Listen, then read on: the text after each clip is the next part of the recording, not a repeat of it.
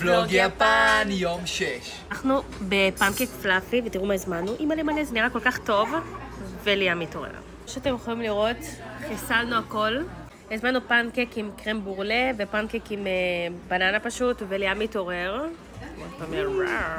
כפר הקטן. עכשיו הגענו לבחור קימונו, ואנחנו הולכים למקדש להצטלם ככה. אנחנו לבושים בקימונו, אני, דריה וליאם.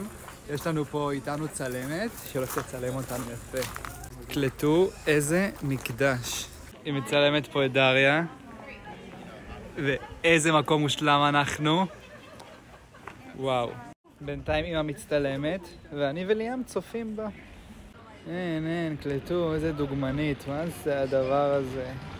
אז הגענו למקדש הזה, שפה כל אחד רושם על כדור משאלה, ומצפים שהיא תתגשם בעזרת השם. כמובן שקנינו כדורים, אני ירוק, דריה ורוד, והיא כבר רושמת את המשאלה שלה, ואז אנחנו נתלה את זה פה.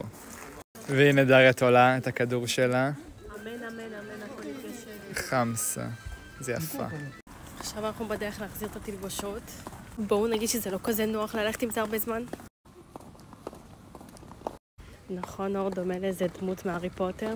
טוב, אז אחרי הצילומים הגענו לשוק האוכל, בואו תראו איתנו. יש פה מלא אוכל וסוגים שונים. באמת שיש פה הכל מהכל. והזמנו... צ'יקן טריאקי. מבחן אתה...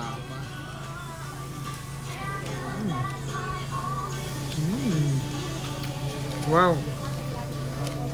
פרגית עם טריאקי כזה, טעים. פרגית אבל לא כזה אוף, ימי. טעים לי. שיש פה הכל, אז יש פה הכל. הנה הקיפודי ים.